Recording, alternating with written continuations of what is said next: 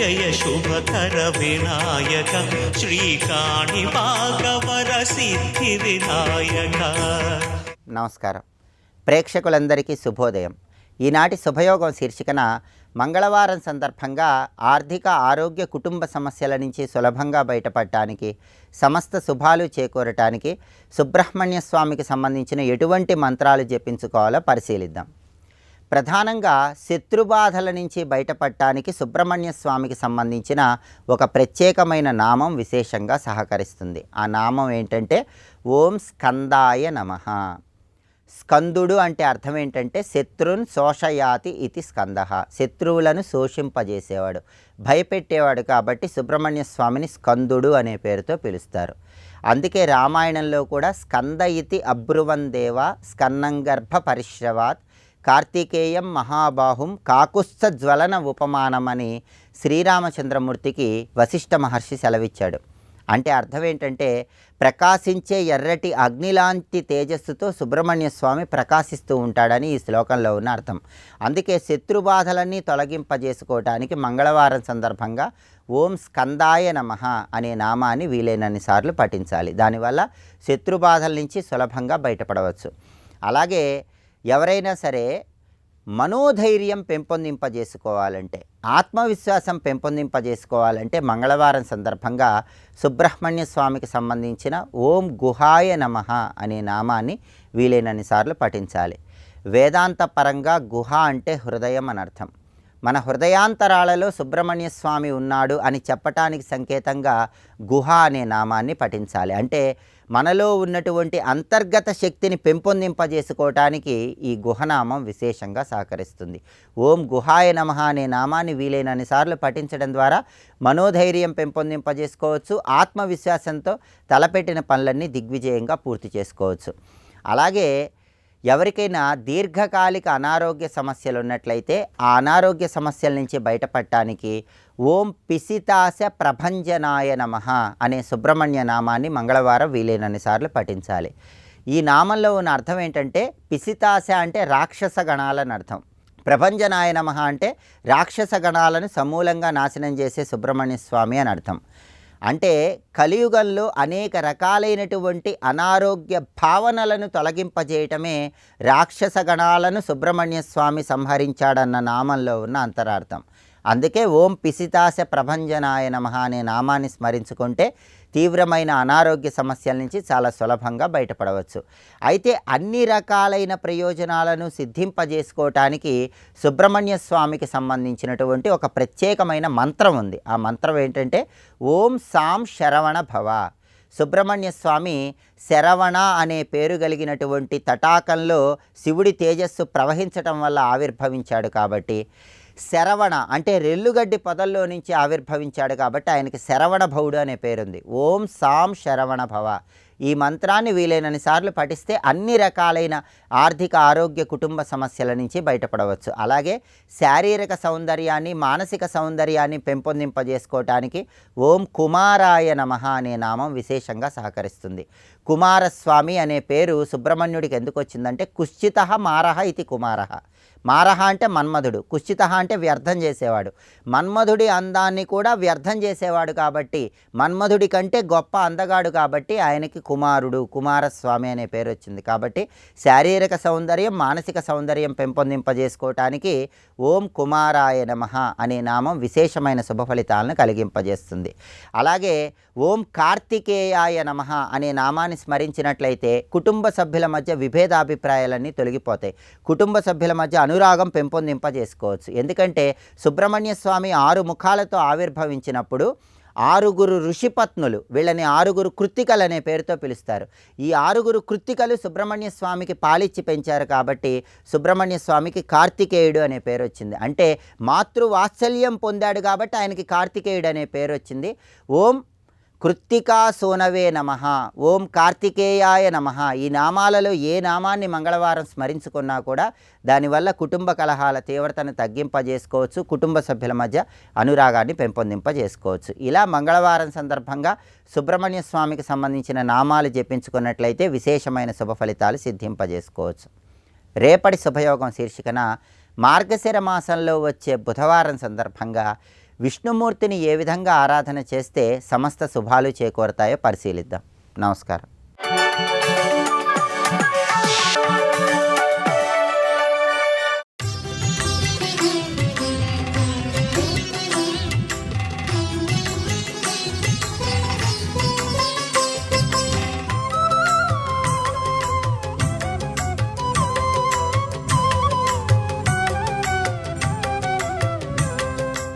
మాఘశుద్ధ పంచమి తప్పనిసరిగా సరస్వతీదేవిని ఆరాధించడం అలవాటు చేసుకోవాలి. ఇది దేవీ భాగవతం చెప్తున్నది, బ్రహ్మవేత్త పురాణం కూడా చెప్తున్నది. ఆ సమయంలో దేవతలందరూ కూడా అమ్మవారిని ఆ రోజున ఆరాధన చేస్తారు సరస్వతీదేవిని. పైగా ఆ నారాయణుడి అనగా పరమేశ్వరుని యొక్క వాగ్బుద్ధి జ్ఞానశక్తిగా ఆ రోజు వ్యక్తమైందిట ఆ తల్లి మొట్టమొదటిగా. అందుకు సరస్వతీదేవి యొక్క ఆవిర్భావ దినంగా భావన చేస్తారు. స్నాత్వా నిత్యక్రియా కృత్వా, ఉదయాన్నే స్నానం చేసి బ్రాహ్మీ ముహూర్తంలో లేచిన తర్వాత నిత్య స్నానాదులు పూర్తి చేసుకున్నాక ఘటం సంస్థాప్య, కలశస్థాపన చేసి ఆ కలశమునందు సరస్వతీదేవిని ఆరాధన చేస్తూ కలశంతో పాటు పుస్తకాదులు యందు కూడా అమ్మవారిని ఆరాధించే విధానం చూపించారు. ముందుగా గణపతిని ఆరాధన చేసి తర్వాత షోడశోపచార విధానములతోనూ వారి వారి వేదశాఖ చెప్పే పద్ధతులతోనూ సరస్వతీదేవి ఆరాధన చేయాలన్నారు. అంటే ఒక్కొక్కరికి ఒక్కొక్క వేదశాఖ అసలు అన్ని ఉన్నాయని కూడా తెలియని రోజుల్లో మనం ఉన్నాం. ఇప్పుడు స్వశాఖోక్త విధానేనా అన్నాడు ఇక్కడ. ఒక్కొక్కరికి యజుశాఖ, సామశాఖ, రుక్శాఖ, వాటి పద్ధతుల ప్రకారం ప్రతి వేదమనందు సరస్వతీ సూక్తములు ఉన్నాయి. వాటి ప్రకారంగా ఆరాధన చేసుకోవాలి. పైగా అమ్మవారికి ఇష్టమైనటువంటివేవో చెప్తున్నారు, ఇవి నివేదన చేయాలి. పైగా మాఘశుద్ధ పంచమని చెప్పారని ఆ రోజు ఒక్కటే కాదు, ఎప్పుడైనా అమ్మవారి ఆరాధన చేసుకోవచ్చు.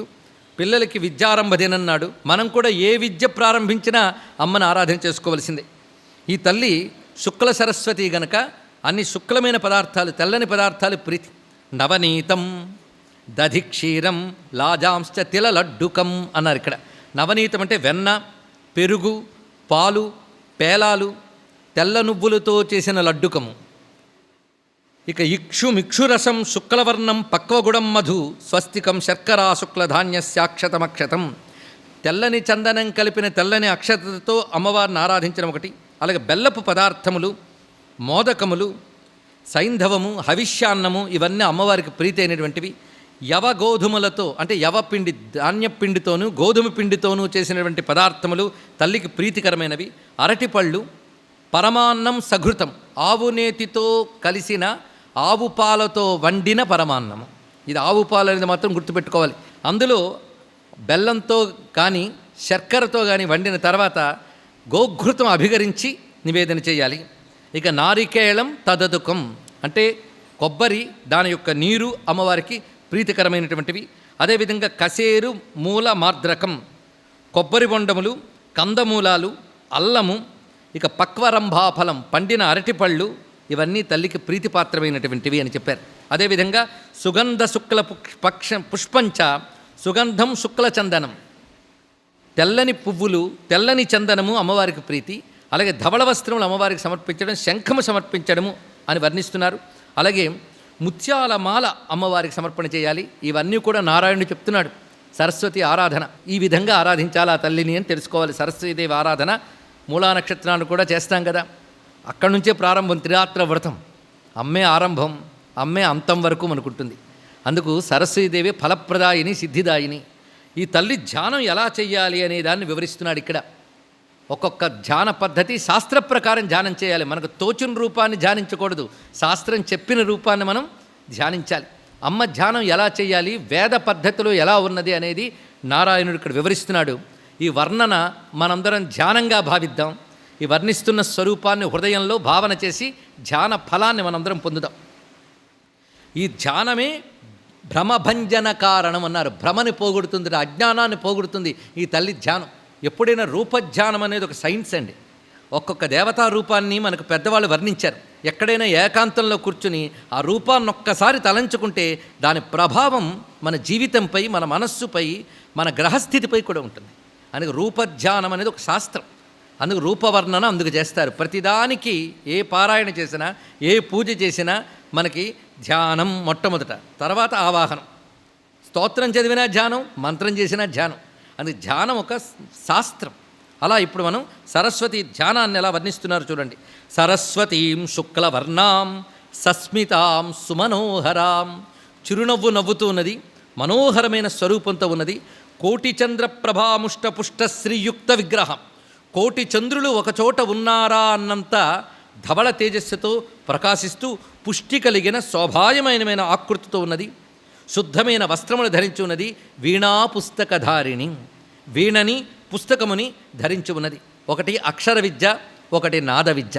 ఈ రెండిటిని దాల్చి ఉన్న తల్లి రత్నసారేంద్ర నిర్మాణ నవభూషణ భూషితాం, అనేక రత్నములతో ఏర్పాటు చేసిన ఆభరణములు శిరస్సు మొదలుకొని పాదముల వరకు ఏ ఏ అవయవముల వద్ద ఏ ఏ ఆభరణాలు ఉండాలో అవన్నీ ధరించి ప్రకాశిస్తూ ఉన్నది. ఈ తల్లిని ఆరాధిస్తూ చుట్టూ గణములు ఉన్నాయట. ఈ గణములు ఏమిటి అంటే సుపూజితాం సురగణై బ్రహ్మ విష్ణు శివాదిభి. సరస్వతీదేవిని బ్రహ్మ విష్ణు శివులు కూడా ఆరాధన చేస్తారు. వారి వారి కార్యములు యందు కావలసిన జ్ఞానము ఆ తల్లే ఇవ్వాలి. కానీ ఎవరు ఏ రంగంలో ఉన్నా వాళ్ళకి ఆ తల్లి యొక్క అనుగ్రహం కావాలి. కొందరు అంటూ ఉంటారు, మా పిల్లవాడికి సరస్వతీ కటాక్షం కావాలంటే. మరి తమరుకో పెద్దవాళ్ళు అయిపోయాం కనుక అక్కర్లేదు.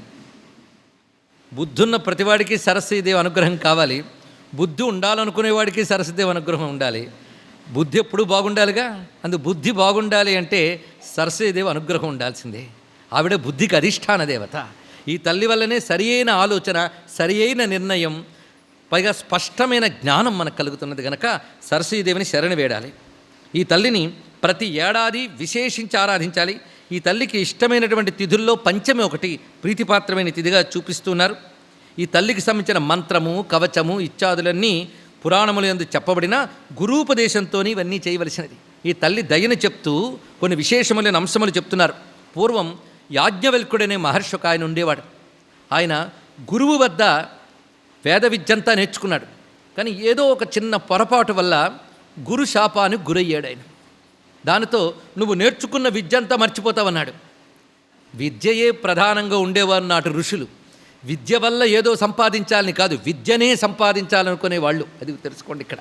సర్వం శ్రీ జగన్మాతృ చరణారవిందార్పణమస్తు. స్వస్తి.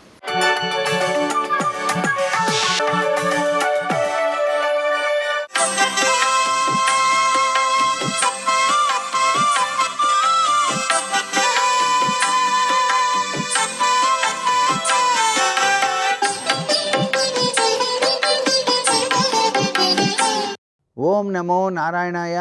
ఓం నమఃశివాయ. శ్రీమాత్రే నమః. మంగళకరమైనటువంటి వారం, మంగళ గౌరీదేవికి ప్రీతికరమైనటువంటి వారం. అలాగే స్వామి హనుమంతుల వారు తన దివ్యవంతమైన అనుగ్రహాన్ని అందరికీ ప్రసాదించేటువంటి శుభకరమైనటువంటి వారం. ఈ రోజున ఇంటిలో అయినా సరే ప్రతి ఒక్కరూ కూడాను ప్రతినిత్యం కూడాను చదవవలసినటువంటి శ్లోకము ఒకటి ఉంది. ఆ శ్లోకాన్ని ఎవరైతే నిత్యం పఠిస్తారో వారికి పరిపూర్ణమైనటువంటి యోగం సిద్ధిస్తుంది. అది కూడా అనిర్వచనీయమైనటువంటి గొప్ప అదృష్ట యోగం. అది ఏమిటి అంటే ఓం సర్వమంగళమాంగళ్యే శివే సర్వార్థ సాధికే శరణ్యే త్రయంబకేం గౌరీ నారాయణే నమోస్తుతే అని. ఎప్పుడైతే మనం ఆ సర్వమంగళను మనఃపూర్వకంగా నమస్కారం చేస్తూ శరణాగతి కోరుతామో ఆ తల్లి మన్ను కంటికి రెప్పలా కాపాడుతుంది. దీన్ని మించిన అద్భుతవంతమైనటువంటి తత్వం మరొకటి లేదు అని శాస్త్రం. అందుచేతనే ఆమె సర్వమంగళ, అన్ని మంగళాల్ని కూడాను కలిగించే చక్కని తల్లి. ఆ సర్వమంగళైనటువంటి ఆ తల్లిని చక్కగా దర్శించడానికి, ఆమె పడుతున్నటువంటి ఆవేదన నుంచి బయటపడటానికి రామాయణంలో హనుమంతుల వారు ఆ సముద్రాన్ని దాటి ఆ తల్లిని దర్శనం చేసుకొని ఆ తల్లికి శుభవార్త చెప్పటం వెనకాల దాగిన పరమార్థాన్ని కూడా ఈరోజు మనం గుర్తుకు తెచ్చుకోవాలి. అందుకే రామాయణం నిత్య పఠనం చేసేటువంటి వారి జీవితాలలో కష్టాలు అనేటువంటివి రానే రావు అని చెప్పేసి మనకు శాస్త్రం చెబుతుంది. ప్రతి ఇంటా కూడాను తప్పనిసరిగా రామాయణం ఉండాలి.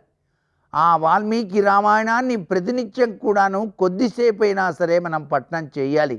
అందున సుందరకాండ పఠనం అద్వితీయమైనటువంటి ప్రభావాన్ని మానవాళికి అందిస్తోంది. కాబట్టే ఈరోజు మార్గశిర మాసంలో వచ్చిన ఈ మంగళవారం సుందరకాండ పారాయణ ఎవరైతే చక్కగా చేసుకుంటారో వారికి హనుమంతుల వారి యొక్క దివ్యవంతమైన అనుగ్రహంతో పాటు మానసిక స్థైర్యం, ధైర్యము, ముందడుగు వేసేటువంటి శక్తి, ఈ జీవన ఆరాట పోరాటాలు అనుభవించేటువంటి ఆటుపోట్ల నుంచి బయటపడేటువంటి జ్ఞానం ఇవన్నీ కూడా వచ్చి తీరుతాయి. కాబట్టే ఓం రామ్ రామాయ నమః అంటూ ఆ రాముల వారిని మొట్టమొదటిసారిగా ధ్యానించి తదుపరి హనుమంతుల వారికి సంబంధించినటువంటి హనుమాన్ చాలీసా పఠనం చేయటం అద్వితీయమైనటువంటి ప్రభావాన్ని మానవాళికి అందిస్తుంది.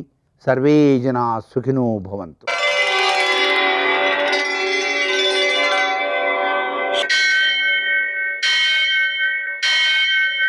సహస్రశీరుషం దేవం విశ్వాక్షం విశ్వశంభువం విశ్వం నారాయణం దేవమక్షరం పరమం పదం విశ్వతః పరమాం నిత్యం విశ్వం నారాయణగుం హరిం విశ్వమేవేదం పురుషస్తద్విశ్వముపజీవతి పతిం విశ్వస్యాత్మేశ్వరం శాశ్వతం శివమచ్యుతం నారాయణం మహాజ్ఞేయం విశ్వాత్మానం పరాయణం.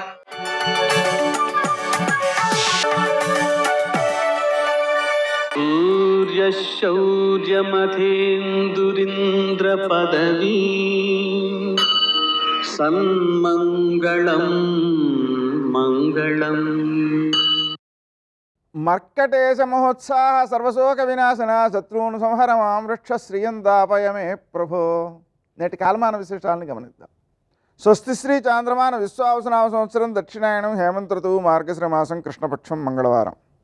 సూర్యోదయం 6:38 సూర్యాస్తమయం 5:38. తిథి పంచమి మధ్యాహ్నం 2:35 వరకు. నక్షత్రం ఆశ్లేష రాత్రి 2:25 వరకు.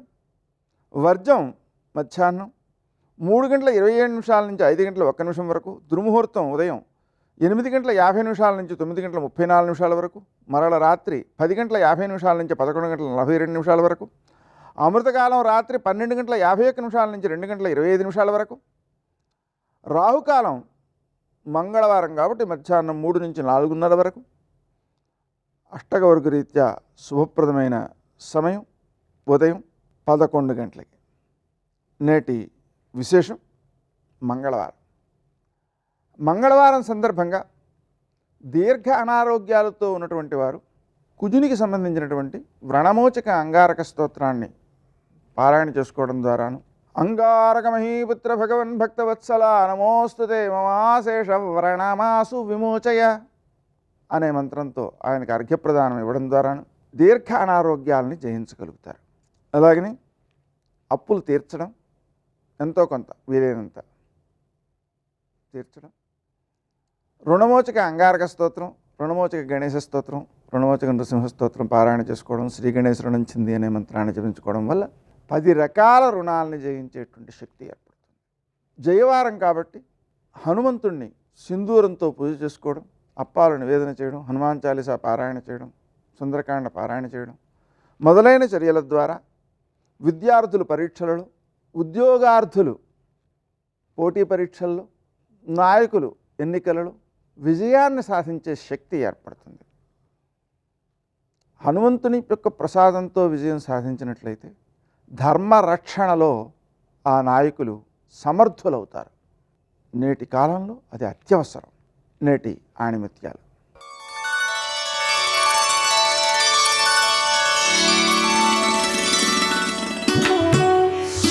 ఆశలతో నిండి ఉన్న దారులను మూయగలిగితే మనసే మందిరం అవుతుంది.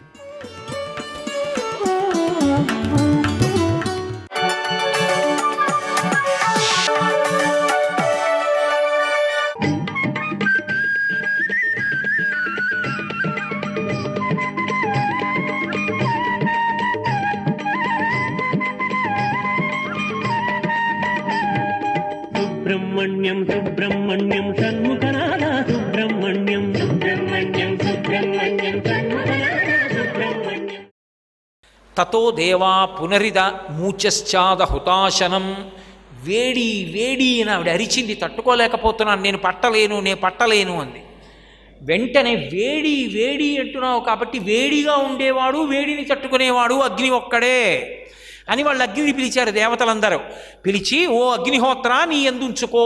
అగ్ని పురుషుడు, పురుషుని యందు పురుషవీర్యం ఏం చేస్తుంది అంటే నిలవ చేశారని గుర్తు.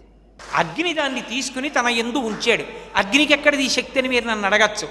అగ్ని పరమశివుని యొక్క అష్టమూర్తులలో ఒకడు. కాబట్టి ఇప్పుడు తతో దేవా పునరిదమూచశ్చాద హుతాశనం భౌరంభాంశ నలో నిలోంబర మహార్నాథో హిమాంసు పుమాన్ ఇత్యాభాతి చరాచరాత్మకమిదం యస్యైవ మూర్ఛష్టకం నాణ్యకించన విద్యతే విమృశతాం యస్మాత్ పరస్మాత్ విభో తస్మై శ్రీ గురుమూర్తయే నమయిదం శ్రీదక్షిణామూర్తయే అంటారు శంకరులు. అష్టమూర్తి తత్వంలో పంచభూతాలు, సూర్యచంద్రులు, జీవుడు 8 పరమశివుడే. శివతేజస్సు భూమి మీద పడిపోవడం, భూమి మీద పడిపోయిన శివతేజస్సు మళ్ళీ అగ్నిహోత్రంలోకి వెళ్ళిపోవడం అయిపోయింది. భూకాంత యొక్క అరుపులు విని పార్వతీదేవి బయటికి వచ్చింది. దేవతలందరి వంక చూసింది, భూమిదేవి వంక చూసింది. చూసి ఆవిడంది, మీరు చేయకూడనటువంటి పని చేశారు. మీరు బిడ్డలను కనవద్దని చెప్పే అధికారం ఎవ్వరికీ లేదు. పార్వతీ కళ్యాణం జరిగింది, సనాతనులైన దంపతులు వాళ్ళు. కనవద్దనే అధికారం మొదట లేదు. 2, నీ భార్య యందు కనవద్దని నా యందు చేరవలసినటువంటి శివతేజస్సుని భూకాంత యందు ప్రవేశపెట్టమని అడిగే అధికారం మీకు అసలు లేదు. మీరు అడిగినా పట్టే అధికారం భూకాంతకు అసలు లేదు. కాబట్టి మీ అందరూ తప్పు చేశారు. మిమ్మల్ని అనుగ్రహించడానికి దయాళువైన నా భర్త అంగీకరించాడు. ఎందుకు అంగీకరించాడో ఆయన హృదయం నాకు తెలుసు. అయినా ధర్మాన్ని మీరు తప్పిపోతే, నేను ఉపేక్షిస్తే రేపు లోకంలో ఇదే ధర్మం అవుతుంది. ఎప్పుడూ ఇటువంటి అధర్మం జరగకూడదు. లోకంలో ఎక్కడైనా భర్త యొక్క తేజస్సుని గ్రహించి భర్త యొక్క ప్రతిరూపం తయారు చేయడానికి హక్కు భార్యదొక్కదానిదే. దానిలో భాగాన్ని అడిగే అధికారం కానీ, ఇవ్వమని చెప్పే అధికారం కానీ ఎవరికీ లేదు. ఇంతకన్నా ధర్మాతిక్రమణం ఇంకొకటి లేదు.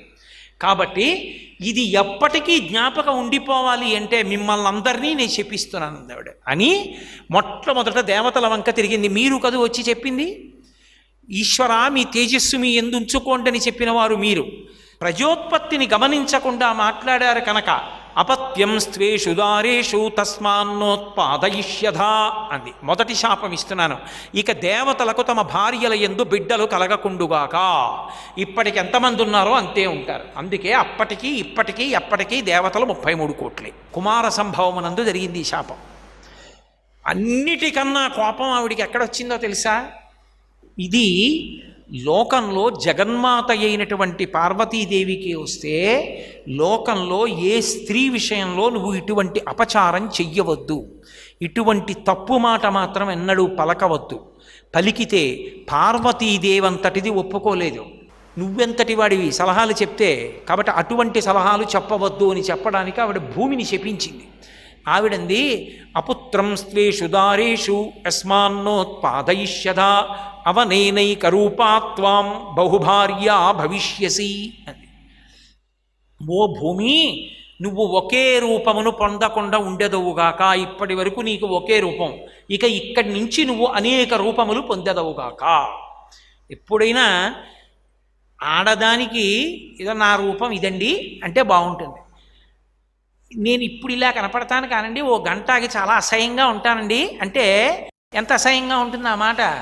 అందుకే భూమి ఒక చోట పంట పండే ప్రాంతంగా ఉంటుంది, ఒక చోట ఊసర క్షేత్రంగా ఉంటుంది, ఒక చోట పర్వత ప్రాంతంగా ఉంటుంది. ఒకే భూమి ఇన్ని రకాలుగా మారిపోవడానికి కారణం ఎత్తు పల్లాలతోటి చౌడు నేలగా మారిపోయి పంటలు పండనిదిగా మారిపోయి కొన్ని చోట్ల పంటలు పండేదిగా ఉండి భూమి ఇన్ని రకాలుగా మారిపోవడానికి కారణం పార్వతీదేవి యొక్క శాపం. తత్పూర్వం భూమి అంతా సస్యశ్యామలంగా పండేది అని. కాబట్టి అవనేనైక రూపాత్వం బహుభార్యా భవిష్యసి నచ పుత్రకృతాం ప్రీతిం మత్క్రోధ కలుషీకృత ప్రాప్యసి త్వం సుదుర్మేధే మమ పుత్రమనిచ్చసి అంది. అంటే ఒక ఆడది ఎక్కడ ఎక్కువ కోపాన్ని పొందుతుందో చూపించింది పార్వతీదేవి. దేవతలకి ఒకటే శాపం, భూదేవికి ఎన్ని శాపాలు ఇచ్చిందంటే, నువ్వు అనేక రూపాలు పొందుతావు మొదటి శాపం. 2, ఏకకాలమునందు నువ్వు ఒక్కతవే ఆడదానివై అనేక మంది భర్తలకి ఇల్లాలి అవుదువుగాక. అందుకే ఇక్కడ పరిపాలించేవాడు భూమిపతి, పక్కనే అదే భూమిలో ఒక ఖండాన్ని పరిపాలించేవాడు భూమిపతి. ఆయన రాజల్లా భూపతులే. ఏదో బోల్డన్ని రాజ్యాలు ఉంటాయి. కురు, కోసల, కాశీ, వజ్జి, మల్లా, అంగ, మగధ, వత్స, మత్స్య, చేతి, అవంతి, గాంధార, కాంభోజ, సౌరాష్ట్ర, ఆశ్మక, ఇన్ని రాజ్యాలు ఉంటాయి. ఒక్కొక్క రాజ్యానికి ఒక్కొక్క భూపతి ఉంటాడు. భూపతి అంటే భూమికి పతి, అంటే ఆయన భర్త, భూమికి భర్త. అంటే భూమి ఒక్కటే, ఎంతమంది భర్తలు ఉన్నారు? నువ్వు ఒక్క ఆడదానివైనా నీకు అనేక మంది భర్తలు కలిగెదరుగాక. లోకంలో ఏ ఆడది పొందనటువంటి భయంకరమైనటువంటి అవమానమును శాశ్వతముగా పొందెదవుగాక. సర్వం శ్రీ ఉమామహేశ్వర పరబ్రహ్మార్పణమస్తు. స్వస్తి.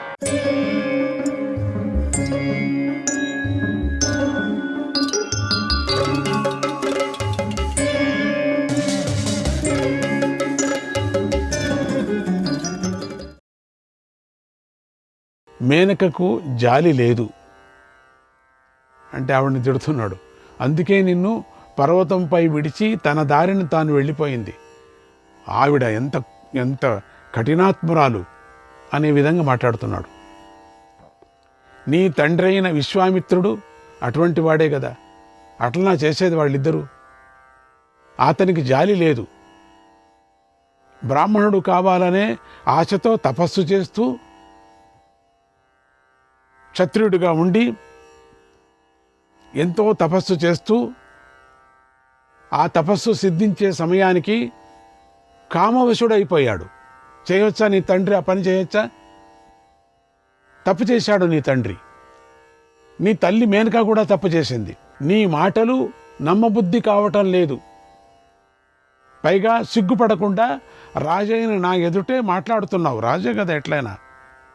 వెనుక ముందు చూసుకోకుండా మాట్లాడుతున్నావు. ఎవరి వద్ద ఏం మాట్లాడుతున్నావో తెలుసుకోవటానికి నీకు సిగ్గు చేయటం లేదా, వేయటం లేదా ఈ సభలో? ఓ దుష్ట తాపసి, ఇక మాటలు చాలించు. ఎంత నీతి చెప్తున్నావు నువ్వు? నాకు నీతి చెప్తున్నావా? అసలు నువ్వు ఎవరో నాకు తెలీదు. నేను చూడలే. నీ పుత్రుడిని కూడా నేను చూడలేదు. నా పుత్రుడు కాదు, ఎట్లా అవుతాడు అని ఈయన కూడా కొంచెం స్పీడ్ ఎక్కువ చేసుకున్నాడు. ఆవిడది ఎప్పుడు ఎక్కువైందో అంతకన్నా ఎక్కువైపోయాడు. రాజు కదా, ఆయనకి అవమానమైనట్టుగా అయింది. విపరీతమైన ఎక్కువ కోపంతో ఉన్నాడు. వెనక్కి వెళ్ళు. శ్రేష్ఠులైన నీ తల్లిదండ్రులు ఎక్కడా? మళ్ళీ చూడండి, శ్రేష్ఠులైన నీ తల్లిదండ్రులు ఎక్కడా? దీనురాలివైన నువ్వెక్కడా? ఇప్పుడు తల్లిదండ్రులు గొప్ప అనిపించుకున్నాడు. ఎందుకంటే ఆవిడ మేనక, ఈవిడ మహాతపస్వి అయిన విశ్వామిత్రుడు. అందుకని వాళ్ళెక్కడా నువ్వెక్కడా అనే విధంగా, ఏమో వాళ్ళకు పుట్టావో లేదు అనే విధంగా మాట్లాడుతున్నాడు. అతి కొద్ది కాలంలో నీ కొడుకు సాలస్తంభంగా పెద్దగా ఎలా పెరిగిపోయాడు? ఏంటి ఇంతగా పెద్దగా పెరిగిపోయాడు? ఏదో 12 ఏళ్ళు అంటున్నావు, చూస్తే ఏమిటి యువకుడుగా పెద్దవాడుగా అయిపోయాడు. చూస్తే ఏ 30 ఏళ్లలాగా 40 ఏళ్లలాగా ఉన్నాడు. చూస్తే పెద్ద స్తంభంలాగా పెరిగిపోయాడు. నాకు మాత్రం సందేహంగా ఉంది. నువ్వు చెప్పే కథ అంతా సందేహంగా ఉంది. మీ నాన్న కాదు, మీ అమ్మ కాదు. వాళ్ళకి నువ్వు పుట్టావో లేదో తెలీదు. నిన్నేదో జంతువులు పక్షులు మోసుకొచ్చాయి కణువుడి దగ్గరికి అన్నావు. అది ఏం నమ్మటానికి అవుతుందా? కణువ మహర్షి నిన్ను సాకాడు అని చెప్తున్నావు. ఏదో ఆశ్రమానికి ఎవరో అనాథలు వస్తే సాకినట్టుగా నిన్ను అనాథ శిశువు నువ్వులాగా సాకి ఉండవచ్చు. ఎవరు నువ్వు? ఎవరికి పుట్టావు? ఇది చూడండి, ఎక్కడ మంచి పాయింట్ కోర్టులో వేసినట్టుగా వేశాడండి. మంచి లాయరు, దుష్యంతుడు పెద్ద లాయరే కదా. అందుకని నాకు అర్థం కావటం లేదు. నువ్వు చెప్పేదంతా అబద్ధం. అందుకని నీ జన్మ నీచమైంది. అక్కడికి ఊరికే వండుకోకుండా స్టేట్మెంట్ ఇస్తున్నాడు. నీకెవరు లేరు, అనాథవు నువ్వు. ఎక్కడ ఎట్లా కన్నావో తెలియదు వీడిని. ఏమో దొంగతనంగా కన్నావేమో, ఎవరికి తెలుసు? అనుకోకుండా మేనకకు జన్మించి ఉంటావు ఏమో, ఎవరు తెలుసు? అనుకోకుండా నువ్వు జన్మించి ఉంటావు. ఏది ఏమైనా నువ్వు చెప్పిన కథ అంతా నా కళ్ళ ముందు జరగలేదు కదా, నాకు తెలియదు కదా కథ అంతా. ఎంత పెద్ద కథ చెప్పావు, నేను చూడలేదు కదా అది. అందుచేత స్టేట్మెంట్ రాస్తున్నాడు, అందుచేత నువ్వెవరో నాకు తెలియదు అని సీలు వేశాడు. నీకు నాకు సంబంధము లేదు అని రాసి పారేశాడు. కనుక నువ్వు నీ దారి నువ్వు వెళ్ళవచ్చు అన్నాడు. శకుంతల అంటోంది, ఓ రాజా, నువ్వు ఇతరుల్లో ఉన్న ఆవగించంత చిన్న దోషాన్ని చూస్తున్నావే కానీ నీలో ఉన్న మారెడుకాయంత పెద్ద దోషాన్ని చూస్తూ ఉండి కూడా చూడనట్టుగా ప్రవర్తిస్తున్నావు. కానీ ఇక్కడ అక్కర్లేదు, పతివ్రత ధర్మాన్ని చెప్పుతూ ఉన్నది కదా. పతివ్రత ధర్మం అసలు గుర్తులు ఎందుకు చూపించాలా పని లేక? అంతరాత్మ ఒప్పుకోవాలి కదా. అంతరాత్మ ఒప్పుకుంటే అంటే అదే కదా మొట్టమొదటి స్తుతిలో చెప్పింది ఆవిడ, అంతరాత్మ ఒప్పుకోవాలా అని. మేము కథ చెప్పుకున్నాం కదా, అన్ని చోట్ల సర్వంతర్యామి పరమాత్ముడు అన్ని చోట్ల ఉన్నాడు. నువ్వు దాచుకొని ఏ పని చేయలేవు. పంచభూతాలు చూస్తుంటాయి. ఒకవేళ పంచభూతాలు చూడకపోయినా నీ అంతరాత్మ చూస్తూ ఉన్నది. అందుకని కదా అరటిపండు అట్లే తీసుకొచ్చాడు పురంధరదాస్, అట్లే తీసుకొచ్చాడు వ్యాసరాయి దగ్గరికి. ఆ కథ అది. అందుకని మొట్టమొదటి నీతిలోనే చెప్పింది ఆవిడ, నీ అంతరాత్మ తెలీదా, నేనెవరని తెలీదా? నువ్వు సామాన్యుడా? నువ్వు దుష్యంత, నువ్వు సామాన్యుడా? నువ్వు ఓ మామూలు రాజు అనుకున్నావా? నువ్వు ఎటువంటి వంశంలో ఎటువంటి యజ్ఞయాగాదులు చేశారు మీరు, మీ నాన్నగారు వీళ్ళందరూ కూడా? నువ్వెవరనుకున్నావు అని మొదట్లోనే చెప్పుకొని వచ్చింది. ఇప్పుడు అదంతా వదిలేసిందే. నీలో తప్పు పెట్టుకొని ఊరికే నాలో ఎందుకై అంటావు? ఇక అట్లా దిగింది ఆవిడ. అయ్యో ఈయో అని దిగింది. ఇంతవరకు స్వామి, ప్రభువే, రాజా, నా ప్రేమ కూడా ఏమిటేమిటో చెప్పుకొచ్చింది. ప్రభు, నా స్వామి అని వేడుకొని వచ్చింది. ఇప్పుడు ప్లేట్ మార్చింది. నోరు మూసుకొని కూర్చోవయా, నాకు తెలుసు నీదంతా. సామదన వేదండ చతుర్ర అన్నట్టుగా గలాటాకు దిగింది ఈవిడ. నా తల్లి మేనక దేవత తెలుసా నీకు? ఎంతమంది ఆ ఇంద్రుడికి పుత్రికలు తెలుసా? అది తెలుసా నీకు? ఇంద్రుడు అంటే ఎవరు తెలుసా నీకు? మేనక నా దేవత. ఆవిడ ఆకాశ మార్గంలో సంచరిస్తుంది. ఆమెను దేవతలు అనుసరిస్తున్నారు. అందుచేత నీ జన్మ కంటే నా జన్మే గొప్పది. ఏంటి నా జన్మ సరిగలేదు, దిగు కిందికి చెప్తా నీకు అని పట్టుకుంది గట్టిగా. నువ్వు భూమి మీద మాత్రమే తిరుగుతున్నావు. ఏ రాజా, నేను ఆకాశంలో తిరగగలను. ఇదే నాకు ఉన్న తేడా తెలుసా? మేరు పర్వతానికి ఆవగింజకు ఉన్నంత తేడా నాకు నీకు ఉండేది. తిరగగలదు ఆవిడ. ఆకాశంలో తిరగలదు, ఎగిరిపోగలదు ఎక్కడైనా కూడా. ఆకాశంలో తిరగలను. ఆకాశ గమని నేను. నువ్వేమిటి భూమి పట్టుకొని నేను ఇద్దరు చేతిలో పట్టుకొని తిరగాల నేను. నువ్వు భూమిలో తిరుగుతా పట్టుకున్నావు, భూమిని పట్టుకున్నావు. చూడు, నేను లేచిపోతాను కావాలంటే. నేను ఇంద్రుడు, కుబేరుడు, యముడు, వరుణుడు మొదలైన వాళ్లకు వారి ఇళ్లకంతా నేను వెళ్ళగలను. నా ప్రభావం అంతటిది, నీకు తెలుసా? స్పీడ్ ఎక్కువైపోయింది. అగ్నికి వస్తూ ఉన్నది, కంటి నుంచి అగ్ని వస్తూ ఉన్నది. వాయిస్ ఎక్కువైపోయింది. లోకంలో ఒక నానుడి ఉంది, తెలుసుకో. అది పచ్చి నిజం కూడా. నేను దాన్ని ద్వేషంతో చెప్పటం లేదు, నిదర్శనం కోసం చెబుతున్నానని గ్రహించు, విని క్షమించు. ఇక్కడ ఒక స్తుతి ఉంది, దాన్ని అట్లా పక్కలో పెట్టాను, తర్వాత మీకు చెప్తాను. కురూపి అయిన వాడు తన ముఖాన్ని అద్దంలో చూడనంత వరకు తాను ఇతరుల కంటే చాలా అందమైన వాడినని అనుకుంటూ ఉంటాడు. ఒక్కసారి అద్దంలో చూసుకున్న తరువాత తనకు ఇతరులకు ఉన్న తేడాను తెలుసుకుంటాడు. అందమైన వాడు ఎవరిని అనుమానించడు. కానీ రూపవిహీనుడు తన రూపాన్ని పొగుడుకొనేవాడు మాత్రమే చెడు మాటలతో ఇతరులను బాధ పెడతాడు. నువ్వు అలాగే నన్ను బాధ పెడుతున్నావు. ఇదొక స్తుతి, ఒక నీతి, అద్భుతమైనటువంటి నీతి.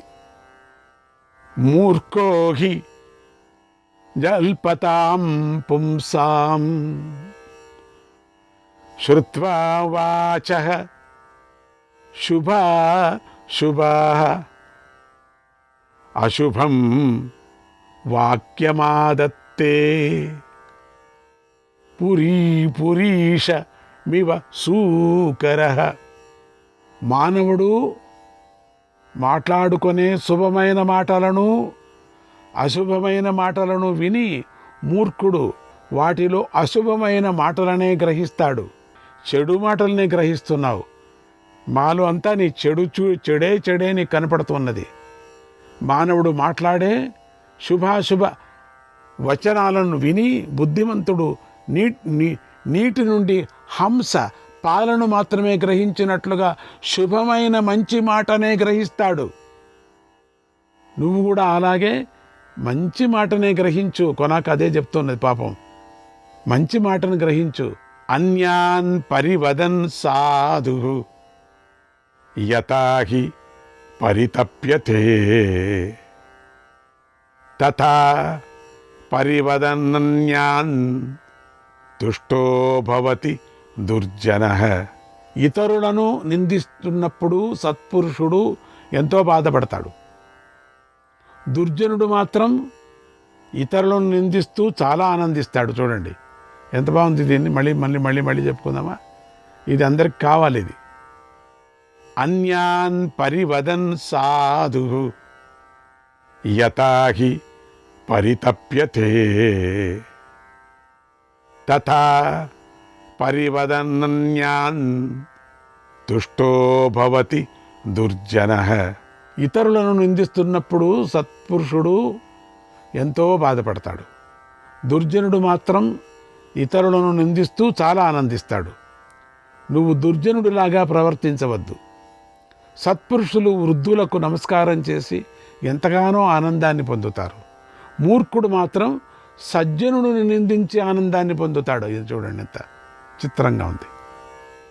ఇతరుల దోషాలను గుర్తించకుండా, ఎత్తి చూపకుండా సత్పురుషులు సుఖంగా జీవిస్తారు.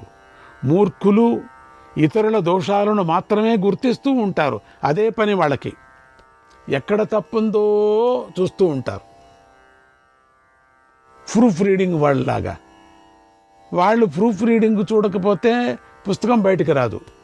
అందుకని తప్పే గమనిస్తూ ఉంటారు వాళ్ళు. 10 మందికి మంచిదేది అట్లా చేస్తే. కానీ మూర్ఖులు మంచివారిలో తప్పును గమనిస్తూ ఉంటారు. మూర్ఖులు ఇతరుల దోషాలను మాత్రమే గుర్తిస్తూ ఉంటారు. అశాంతితో జీవిస్తారు వాళ్ళు అట్లా చేసి. ఈ తేడాను గమనించు. ఈ దోషాల చేత మూర్ఖులు నిందించదగిన వారు అని సత్పురుషులు భావిస్తారు. సత్పురుషులు చెడ్డవాళ్ళను మంచిదిగా చూస్తూ ఉంటారు. మంచి వాళ్లను చెడ్డవాళ్ళు వాళ్ళ దోషాలు ఏదున్నాయని చూస్తూ ఉంటారట. మూర్ఖులు అవే దోషాలను సత్పురుషులపై ఆరోపించి వారిని నిందిస్తారు. వాళ్ళు చేసే దోషాలని సత్పురుషుల మీద వేస్తూ ఉంటారు. వాళ్ళు ఇట్లే చేస్తారు అని. అతో హాస్యతరం లోకే కించిదన్యన్న విద్యతే యత్ర దుర్జన మిథ్యాహ దుర్జన సజ్జన స్వయం. తాను స్వయంగా దుర్జనుడై ఉండి దుర్జనుడి అని చెప్పటం కన్నా మించిన హాస్యాస్పదం నువ్వు చెప్పటం నవ్వులాటలాగా ఉంది. ఈ లోకంలో ఇంకొకటి లేదు. నువ్వే చెప్తున్నావు. కోపించిన సర్పం వల్ల భయపడినట్లుగా సత్యధర్మాల నుండి భ్రష్టుడైన వాడి వల్ల నాస్తికుడు కూడా భయపడతాడు. ఇక ఆస్తికుడి విషయంలో చెప్పేదేమీ లేదు. అతడు విపరీతంగా భయపడతాడు కదా. ఇప్పుడు నిన్ను చూసి నేను భయపడాల్సి వస్తూ ఉంది. పుత్రుణ్ణి పుట్టించి ఇతడు నా పుత్రుడు కాడు అని ఆదరించి వాడి భాగ్యాన్ని దేవతలు నాశనం చేస్తారయ్యా. అతడికి ఉత్తరం లోకాలు అందవు. కులానికి వంశానికి ప్రతిష్ట కలిగించేవాడే పుత్రుడని పితరులు చెప్పారు. అటువంటి పుత్రుణ్ణి పొంది ఉండటం అన్ని ధర్మాలకు ఉత్తమమైనది. అందువల్ల పుత్రుణ్ణి విడిచిపెట్టరాదు. తన భార్య యందు పుట్టినవాడు ఇతర స్త్రీలకు పుట్టి తనకు లభించిన వారు, కొనబడినవారు, పోషించబడినవారు, ఉపనయన సంస్కారం చేయబడినవారు, ఇలా 5 విధాల వారిని పుత్రులు అని అంటారని మనువు చెప్పాడు. మానవులకు పుత్రులు ధర్మాన్ని, కీర్తిని తెచ్చిపెడతారు. మనస్సుకు సంతోషాన్ని కలిగిస్తారు. ఎటువంటి వాళ్ళు పుత్రులు ఎంత విధంగా చెప్పుకొని వచ్చారు, ధర్మసూత్రాల్లో చెప్పుకొని వచ్చారు. చూడండి, ఎటువంటి వాళ్ళని తన భార్య యందు పుట్టినవారు పుత్రుడు, ఇతర స్త్రీలకు పుట్టి తనకు లభించిన వారు, ఎవరైనా సడన్గా మనకు ఏమైనా దొరికితే పుత్రులు, లేక కొనబడిన వారు, బీద వాళ్లకు డబ్బులు ఇచ్చి కొంచెం కొనవచ్చు కూడా, అది కూడా, లేక వాళ్ళను కూడా మనం పోషించవచ్చు. పోషించబడిన వాడు, సాకిన పిల్లను సాకినవాడు, వీళ్ళంతా పుత్రులు సమానమట. ఇక ఉపనయన సంస్కారం చేయబడిన వారు కూడా, ఇలా 5 విధాల వారిని సాకినవాడు పుత్రుడే, దొరికినవాడు పుత్రుడే, తన కొడుకు పుత్రుడే. ఇక ఎవరికి దిక్కు లేనటువంటి వాడికి ఉపనయనం చేసినా కూడా వాడికి మంత్రోపదేశం చేసి చదువు చెప్పడం కూడా, ఉపనయనం చెప్పటం కూడా పుత్రుడే. వీళ్ళంతా పుత్రుల సమానమని అంటారని మనువు చెప్పాడు. మానవులకు పుత్రుల ధర్మాన్ని, కీర్తిని తెచ్చిపెడతారు. మనస్సుకు సంతోషాన్ని కలిగిస్తారు. ధర్మరూపమైన నేతలుగా ఉండి పితరులను నరకం నుండి రక్షిస్తారు. అందువల్ల ఓ రాజా, నువ్వు పుత్రుణ్ణి విడిచిపెట్టకూడదు.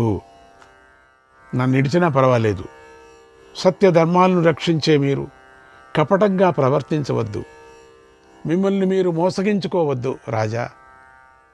100 నూతుల కంటే ఒక బావి శ్రేష్టమైన, ఇది కూడా ఒక శృతి, దీంట్లో కూడా ఒక నీతి ఉంది.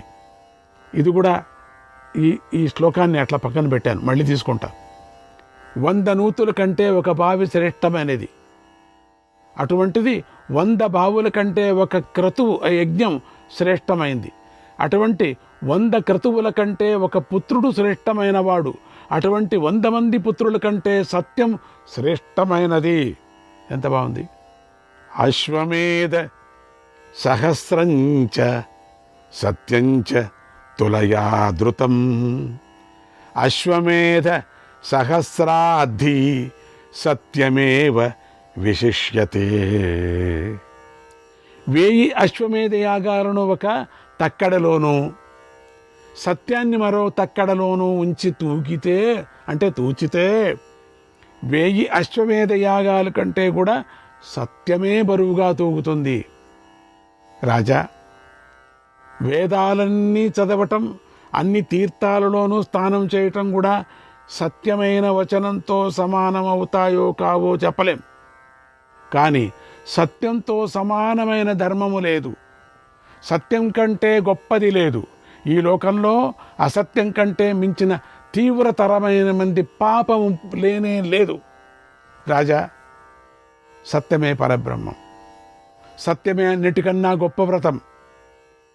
నువ్వు నీ సత్యవ్రతాన్ని విడిచిపెట్టకు. శ్రీకృష్ణాయ పరమాత్మనే నమః.